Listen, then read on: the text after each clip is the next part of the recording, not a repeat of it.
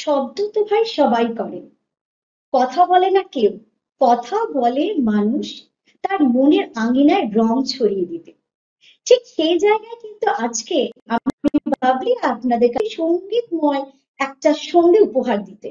আর কি, আমার সাথে যিনি রয়েছেন তার পরিচয় তো দেবই, কিন্তু সঙ্গীতময় মুখর যে পরিবেশটা, তার নামটা আপনাদের অবশ্যই জানা দরকার। সঞ্জয়, সঞ্জয় দার কথা বলতে গেলে কিন্তু আমাকে একটু কথা বলতেই হয় যে 90 শতকের কিন্তু শুরুতে সঙ্গীত প্রেমী বাঙালিরা কিন্তু একটা নতুন কিছু দিক খুঁজছিল। ঠিক সেই সময় কিন্তু সঞ্জয় দা তার নতুন দিক নিয়ে, তার নতুন চমক নিয়ে কিন্তু হাজির। আমি বেশি কথাতেই যাব না, কেন এই সুন্দর সন্ধ্যাটা আপনাদেরকে উপহার দিতে চলেছি বিভিন্ন রকম গান, কথা সবকিছু নিয়ে। আমাদের অনুষ্ঠান আপনাদের অবশ্যই নিশ্চয়ই ভালো লাগবে আশা করি। আর অবশ্যই আপনাদের এসএমএস করবেন কি গান আপনারা আজকে শুনতে চাইছেন। সঞ্জয় দা, প্রথমে কিন্তু এই সঙ্গীত মুখর এই সন্ধ্যাটা খুব ভালো একটু স্বাগত আপনাকে। নমস্কার সকলকে, সকল শ্রোতা নমস্কার। বন্ধুদের। আচ্ছা সঞ্জয় দা, প্রথম যে আমাদের যে গানের যে একটা সুন্দর একটা সন্ধে উপহার দিতে চলেছি দর্শক বন্ধুদের, প্রথমে কি মানে কি গান দিয়ে একটু শুরু করছো তুমি? বেসিক্যালি আমি তো নিজের লেখা সুরের গানই করি, আমি অন্যান্য শিল্পীদের গান করি না, এবং এ ব্যাপারে আমি একটু রিজিটি বটে। তার জন্য বিভিন্ন সঙ্গীতানুষ্ঠানে যখন ডাক আসে, তখন তারা প্রথমেই এসে একটা স্বাভাবিক কারণে জিজ্ঞাসা করে যে আপনি কার গান গান। তো যখন আমি বলি যে না, আমার নিজের কম্পোজিশনের গানই আমি গাই, প্রথমটা একটু হোঁচট খেলেও যখন অনুষ্ঠানে তারা গানগুলো শোনেন, তার পরবর্তীকালে তারা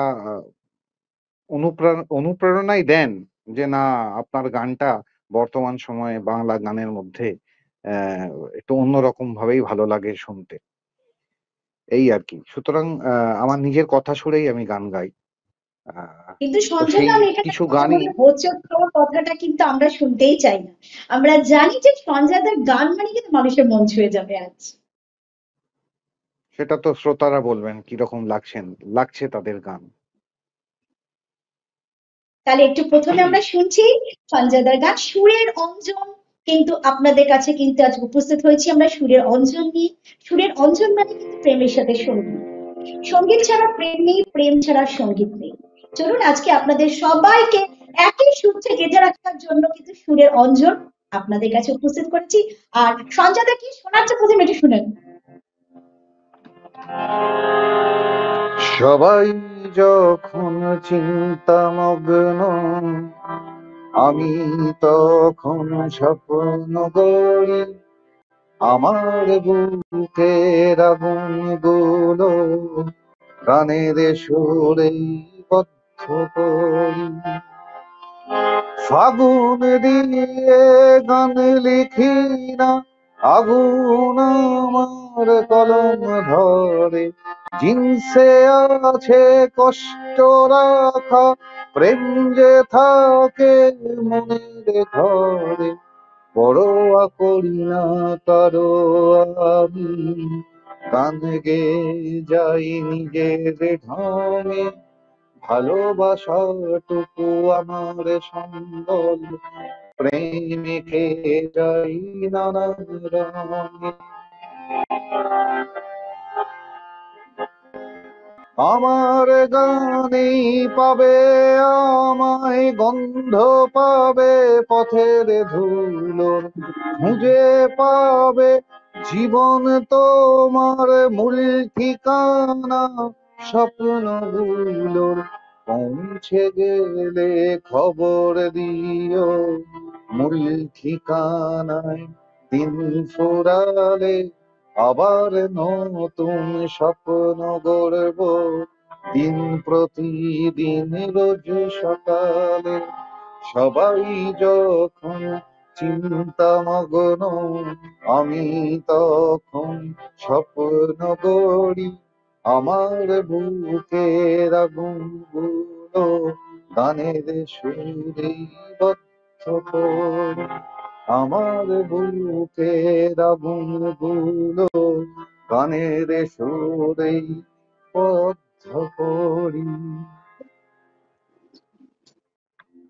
সঞ্জয় দা যে প্রথমে যে কথাটা বললো যে মানুষ একটু হোঁচট খাবে, সেটা আমি প্রথমে কেটে দিয়েছিলাম। সত্যিই তাই। আমার হাতে মুঠোয় তোমার স্বপ্নগুলো আছে, সুযোগ পেলেই কখনো নিয়ে যাও।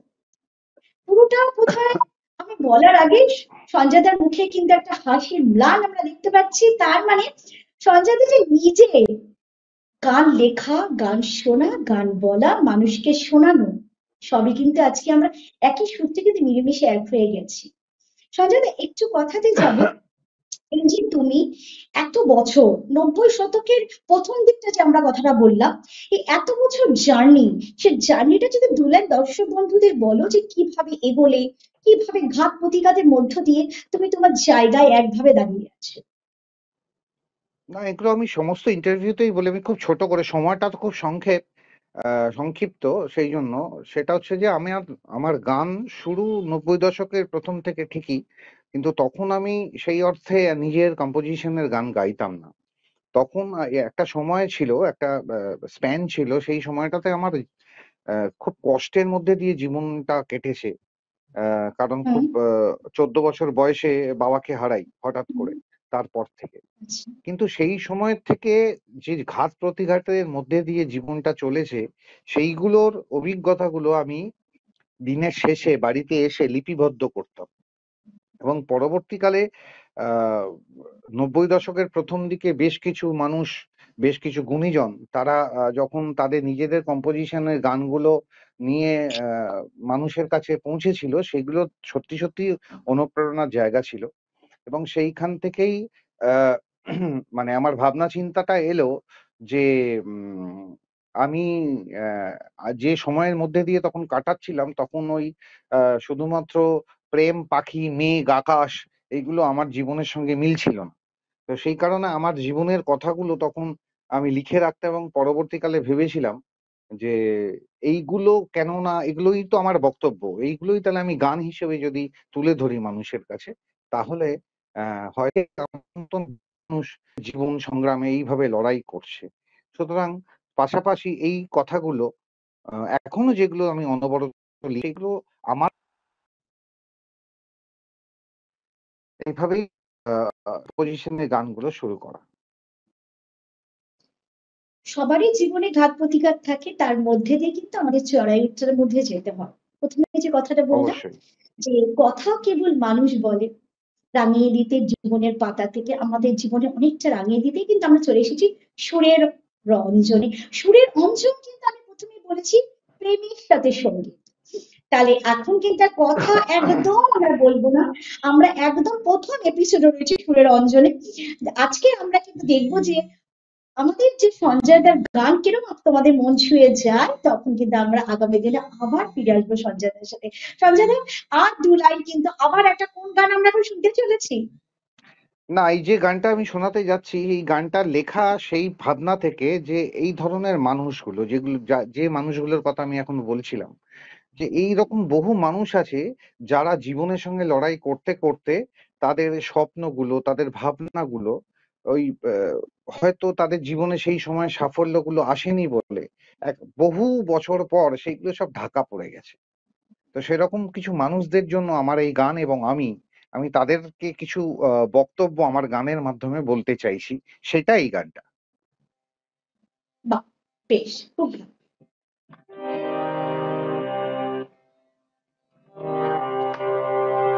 আমার হাতের মুঠোয় তোমার স্বপ্নগুলো আছে, সুযোগ পেলেই নিয়ে যাব কখনো তোমার কাছে। দেখবে সেই সব স্বপ্নগুলো যত্নে আছে রাখা, সেই দেখবে সেই সব স্বপ্নগুলো যত্নে আছে রাখা। শুধু জীবন পথে সময় ঘড়ির পাল্টে গেছে চাকা, আমার হাতের মুঠোয় তোমার স্বপ্নগুলো আছে। ইতিহাসের ছবির মতো বাঁধানো সব হৃদয়ে ক্ষত। যায়নি পাপড়ি ঝরে, সেই প্রথম প্রেমের স্বীকারোক্তি যাবেই মনে পড়ে। আমার হাতের মুঠোয় তোমার স্বপ্ন পেলেই তোমার কাছে।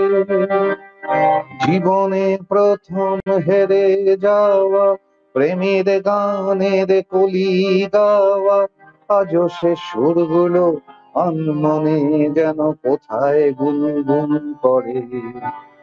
আসলেতে তুমি সে গান গাইছো নিজেরই অন্তরে, আমার হাতের মুঠোয় তোমার স্বপ্নগুলো আছে। শুধু পেলেই নিয়ে যাব কখনো তোমার কাছে, দেখবে সেই সব স্বপ্নগুলো যত্নে আছে রাখা।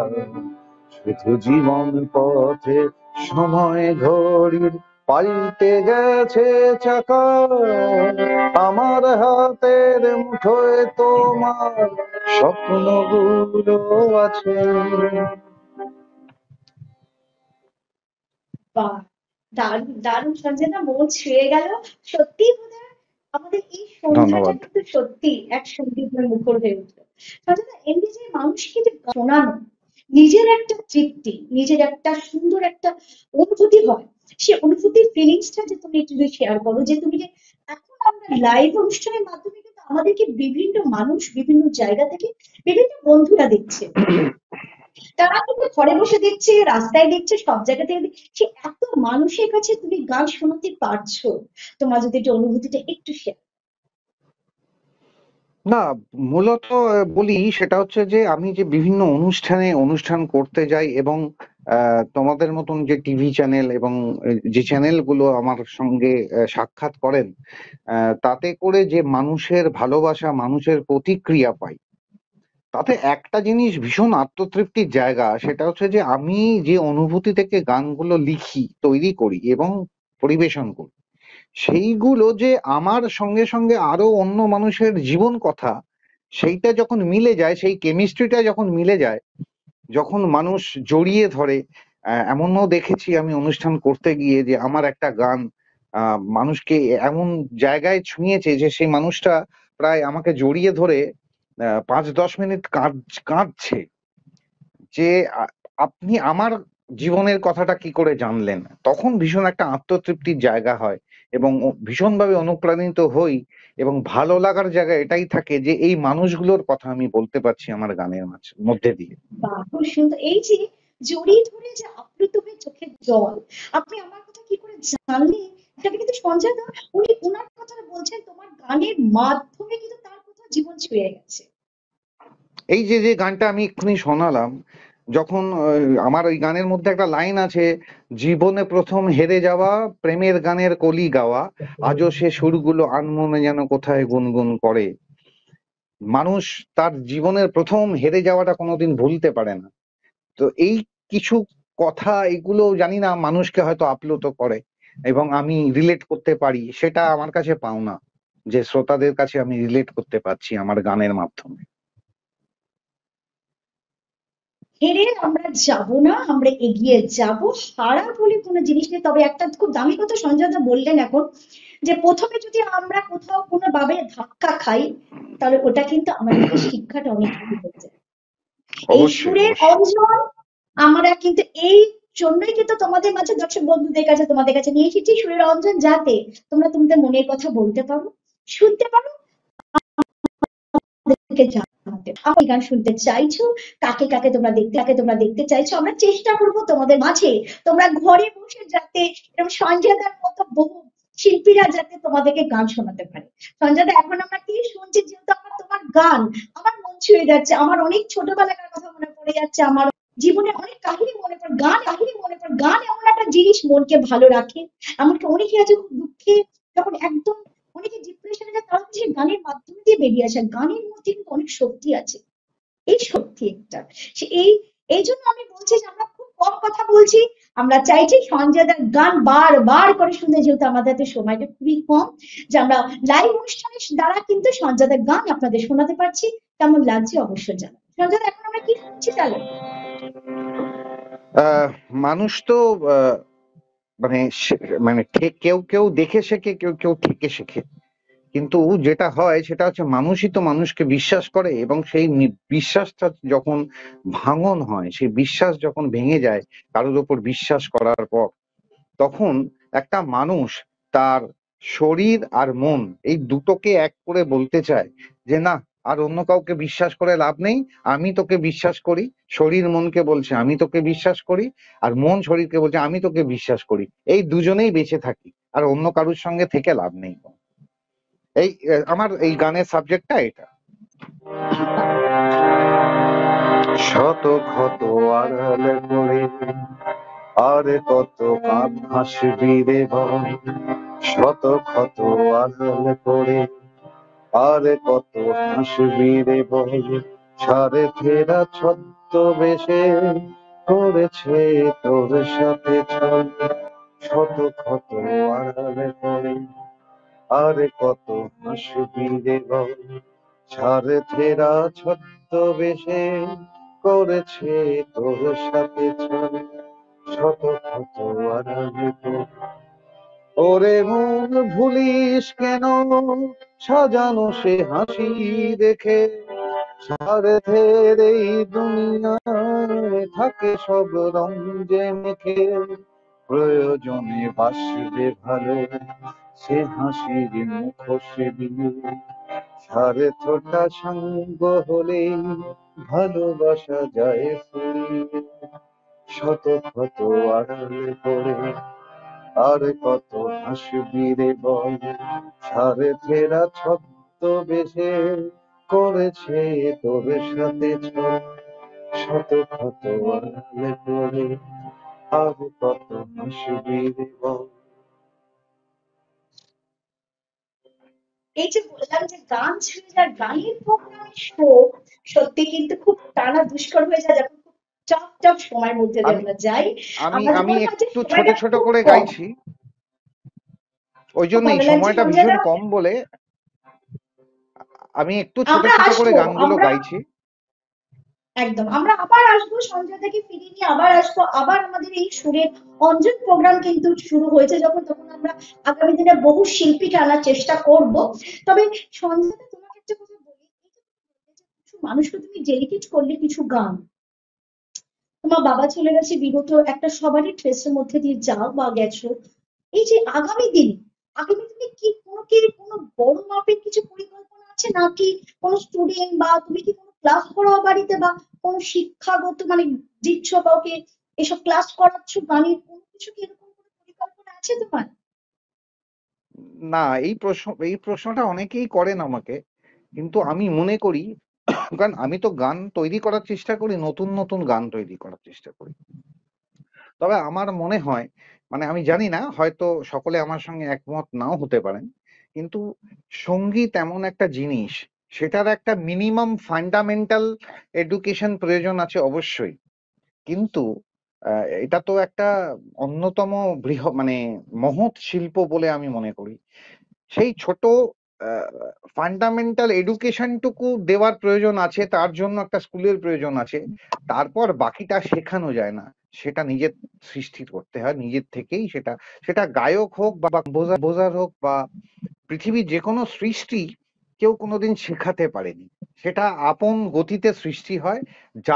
যিনি সৃষ্টিকর্তা তিনি নিজের মতন করে সৃষ্টি করে যান। আজ পর্যন্ত তুমি দেখাতে পারবে না যে কোনো কিছু সৃষ্টি করার জন্য কোনো স্কুল তৈরি হয়েছে। সেই জন্য আমি সেটাতে খুব একটা বিশ্বাসী নই। সেই জন্য সেই অর্থে আমি গান শেখাই না।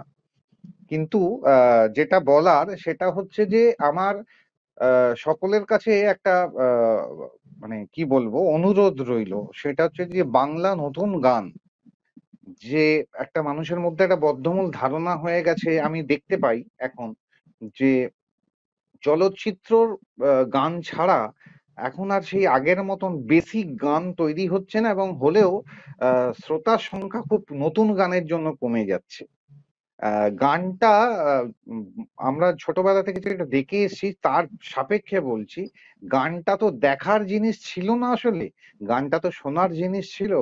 সেই গানটাকে শোনার মতন করে শ্রোতারা একটু যদি নতুন গানের দিকে ঝোঁকটা বাড়ান, তাহলে আমাদের মতন যে শিল্পীরা নতুন গান তৈরি করছি এবং আপনাদের কাছে তুলে ধরার চেষ্টা করছি, আপনাদের কাছে পৌঁছানোর চেষ্টা করছি, আমাদের জন্য সেটা খুব মঙ্গলময় হবে।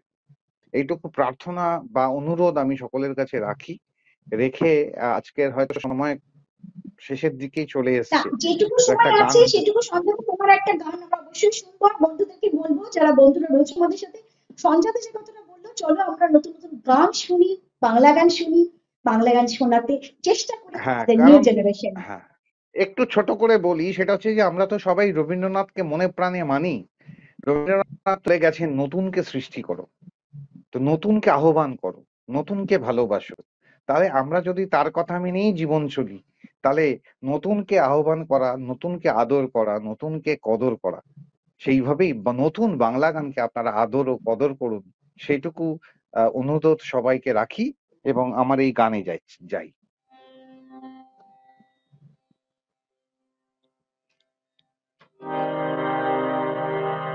আমি আকাশের মতো তোমার হৃদয়ে ছবি এঁকে যেতে চাই।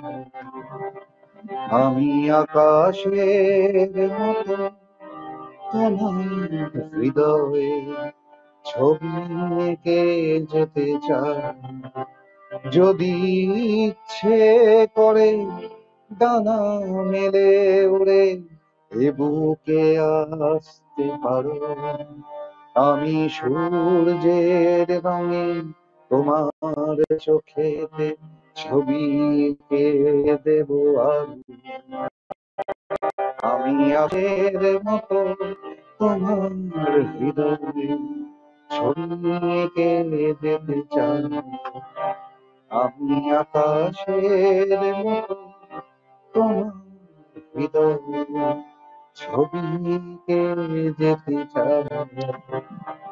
যদি সহসা কখনো তোমার হৃদয় উদাসীনতায় ভরে, আমার খোলা আকাশটা যেন রইল তোমারই তরে, আমি মেঘ হয়ে গিয়ে রইব আকাশে জলকণা বয়ে বয়ে। যদি ভালোবাসো ঝরে যাব আমি তোমারই বৃষ্টি হয়ে। আমি আকাশের মতো তোমার হৃদয়ে ছবি এঁকে যেতে চাই। আকাশের মতোই তোমার চারিদিকে তুমি ছড়িয়ে যাও, তোমার গান কিন্তু মানুষের কাছে আকাশের মতোই ছড়িয়ে যায়। আমাদের সুরের অঞ্জনে যারা যারা অংশগ্রহণ করতে চাইছেন, যারা যারা মনে করছেন সুরের অঞ্জন আমাদের সাথে পথ চলবেন, আপনাদের স্বপ্ন আর আমাদেরকে হাত, আপনাদের স্বপ্ন কিন্তু আমরা বাস্তবায়িত করে তুলব, এইটুকু বলতে পারি। সুরের অঞ্জনের মাধ্যমে সবার কাছে পৌঁছে দেবো আপনাদের সুর, আপনাদের কথা, আপনাদের গান। কিন্তু তুমি যখন কথাটা বললে রবীন্দ্রনাথ ঠাকুর, যখন তুমি বললে, কিন্তু দু লাইনে রবীন্দ্রনাথ ঠাকুরের কোনো গানটা আমি শেষ করতে পারি কেন? আমাদের ঘড়ির কাঁটা বলছে আমাদেরকে এবার বিদায় নিতে হবে, আমাদের সময় শেষ। হ্যাঁ, তবে বন্ধুদেরকে বলে রাখি, গানটার হ্যাঁ আমি দিচ্ছি সঞ্জয়দা তোমাকে সময়। বন্ধুদেরকে বলে রাখি, আমাদের সময় কথা বলছে আমাদের বিদায় নিতে হবে, কিন্তু এই বিদায় কিন্তু সারা জীবনের না, সারাক্ষণের না। আমরা প্রত্যেক রবিবার ঠিক সন্ধ্যে 7টায় ফিরে আসবো সুরের অঞ্জনের মাধ্যমে। কেউ না কেউ থাকবে আমাদের সাথে, যারা যাদের স্বপ্ন আমাদের মাঝে দিয়ে তুলে ধরবে আপনাদের মাঝে। তা কোনো সময় কি আমরা শেষটা কি রবীন্দ্রনাথ ঠাকুরকে নিয়ে, রবীন্দ্রনাথ ঠাকুরের কোনো গান দিয়ে শেষ করতে পারি সঞ্জয়দা? নিশ্চয়ই। তার আগে আমি ধন্যবাদ জানাই News24x7 টিভিকে। অনেক অনেক ধন্যবাদ যে থ্যাংক ইউ। আপনারা এই ধরনের ইনিশিয়েটিভ নিয়ে শিল্পীদেরকে আনছেন, তাদেরকে মানুষের সামনে তুলে ধরছেন।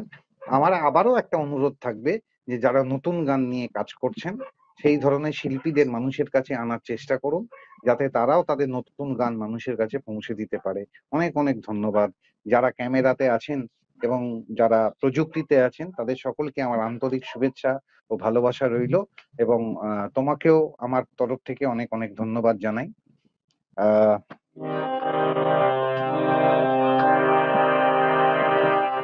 আষাঢ় মাস তো আসতেই যায়, তাই রবি ঠাকুরের একটা ছোট গান। আবার এসেছে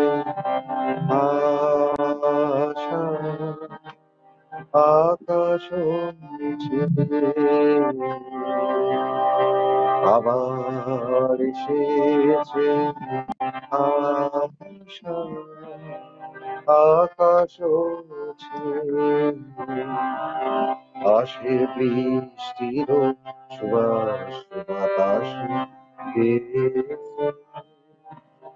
আবার এসেছে আশা আকাশ সেই পুরাতন হৃদয়ে আমার আজি পুলকে দুলিয়া উঠেছে আবার বাজি, নূতন মেঘের ঘূর্ণিমা পানে এসেছে এসেছে সেই কথা বলে প্রাণ, এসেছে এসেছে উঠিতেছে এই গান, নয়নে এসেছে বাদলে এসেছে আবার এসেছে আশা আকাশ